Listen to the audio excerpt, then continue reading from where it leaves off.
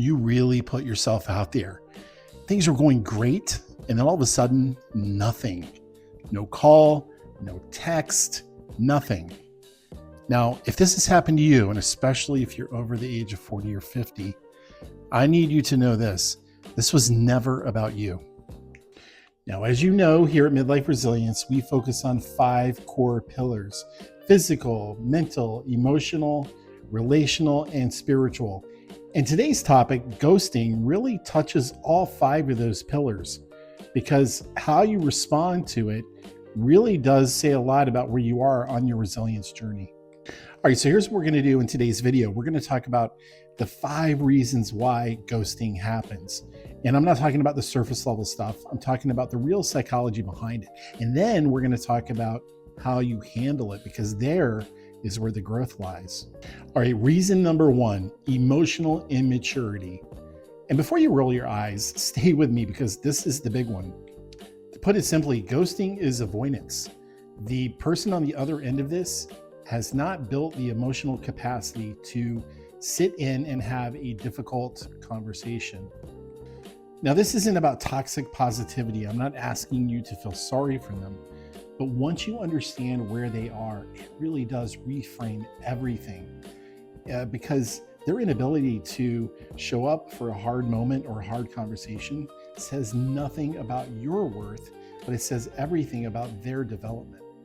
Ghosting is not rejection. It's other people showing you how much they can handle.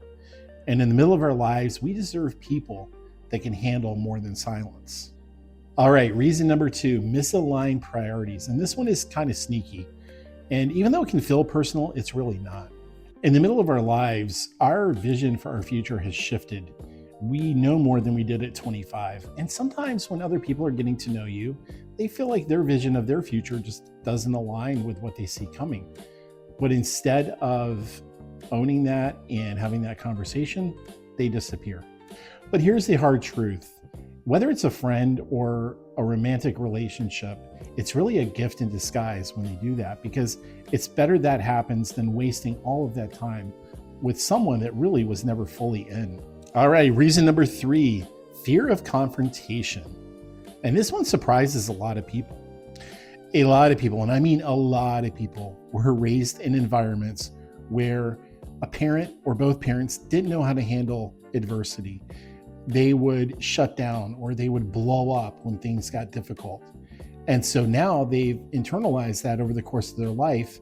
And when things get hard, their nervous system tells them to run.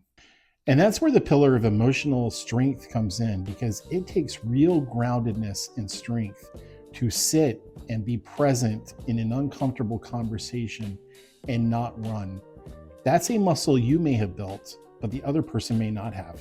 All right, number 4, capacity issues. And this is one that I really try to focus on because it's really helped me in the course of my life and my own journey.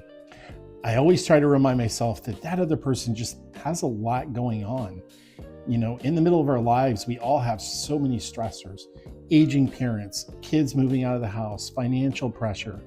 And for a lot of people, that just maxes them out. Their nervous system just doesn't know how to regulate and shuts down. And they don't have the capacity to really manage a relationship of any kind with care. Now, the silence is not justified, but this can help you understand it. And by understanding, that helps you take back your own power, because now you know it's not about you, it's about where they are. You can't pour from an empty cup. And some people are so empty that they cannot even show up to say goodbye. All right, reason number 5, and this is really the deepest one of all of them: unresolved trauma. A lot of people in the middle of their lives are walking around with old wounds that they've never healed from. Rejection, betrayal, you name it. And so when vulnerability and closeness come knocking in some new form, their survival brain kicks in and tells them, run, don't trust this. And it's not because of anything you've done, it's because that closeness really triggers their nervous system to react that way. The sad truth is that people who have not addressed these wounds don't have the foundational ability to show up in any form for anyone else until they've done the work. Unhealed people don't ghost you because you're not enough. They haven't done the work to be enough yet. And that is not your burden to carry. So those are the 5 main reasons people ghost you. And if you notice, none of them are about you. They're all about them. But just because you understand the why doesn't take the sting away. So here are the ways that you can handle that. Here's how you rebuild. First, I want you to name it without attaching your worth to it, and say it out loud if you need to. I was ghosted and that hurt, but it had nothing to do with my value as a person. By doing this, you're not performing toxic positivity. You're refusing to let somebody else's dysfunction become your story. All right, tip number 2, look for the pattern. Use this as data.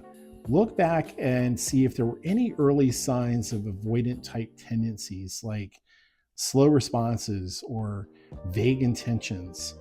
Signs of that are not coincidence, they are a pattern. And now you know what to look for. All right, tip number 3 is chasing closure. And this one is really hard because we all want to have that conversation. We all want an explanation of what the heck happened. But when you chase that, you give away your power to that other person. And closure doesn't come from them.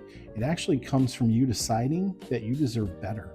You cannot get closure from someone that does not have the capacity to give it. So stop waiting for that conversation and start writing your own ending. All right, tip number 4 is think about the 5 pillars. So get a workout in, get outside, call someone that knows you, write in your journal. In other words, invest in you.